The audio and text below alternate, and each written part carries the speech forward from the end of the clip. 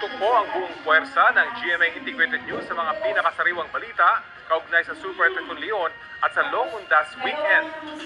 Nakabantay sa Baguio City si Jasmine Gabriel Galvan ng GMA Regional TV. Nasa Parañaque Integrated Terminal Exchange naman si June Veneracion.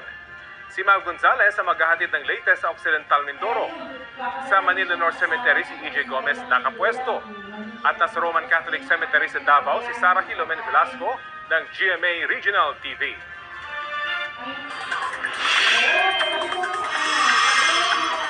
Mga kapuso, malalakas na ulan at hangin at matataas na alon ang nararanasan sa dulong Hilagang Luzon dahil sa Super Typhoon Leon.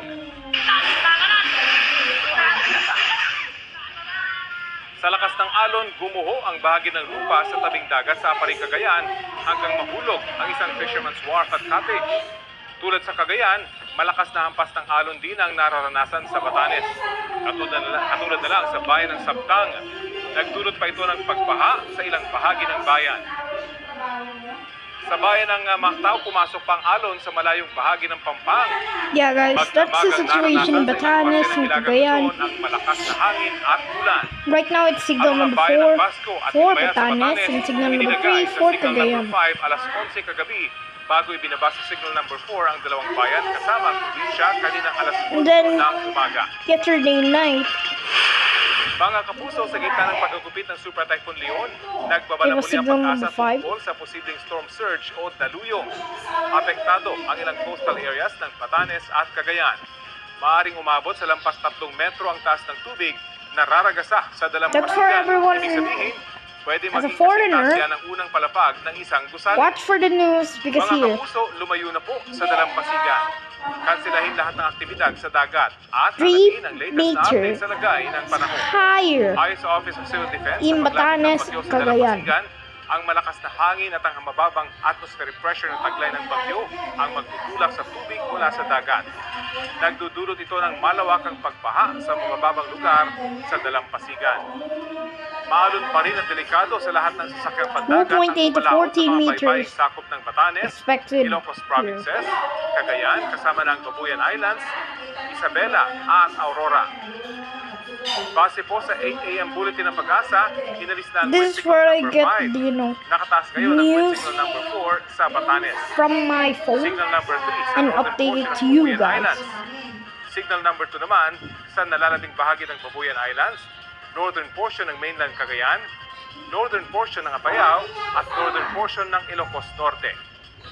Itinaas ang wind signal number 1 sa nalalabing bahagi ng Cagayan, buong Isabela, nalalabing bahagi ng Apayao, buong Abra, Kalinga, Mountain Province, Ifugao, northern portion ng Benguet, nalalabing bahagi ng Ilocos Norte at buong Ilocos Sur. Abangan po mamaya ang 11 AM bulletin ukol sa Super Typhoon Leon at ang bagong listahan ng mga lugar na may wind signal. Namataan ang mata ng Super Bagong Leon, 11 o 110 kilometers north-northeast ng Itbayat, Batanes.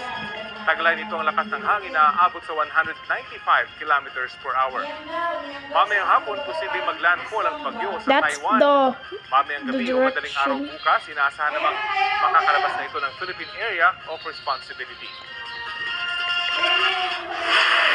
Nagdulot ng pinsala ang storm surge sa Santa Ana, Cagayan. Bubog na lang ang natira sa isang kubo na nasa tabing dagat. Nagkaroon naman ng mga bitakang ilang bahay roon. May bahay pang bahagyang tumagilid dahil din sa storm surge. Nasira rin ang bahagi ng seawall doon. Kwento ng mga residente, umabot ng lampas tao ang taas ng alon na nanalasa roon. Nanawagan din silang matulungan ng pamahalaan na maayos ang nasirang seawall at kanilang mga ari-arian. Sa buong bayan ng Santa Ana, umaabot na sa 1,000 pamilya ang inilikas. Samantala, umakyat sa 150 ang nasawi dahil sa hagupit ng Bagyong Christine karang linggo ayon sa NDRRMC.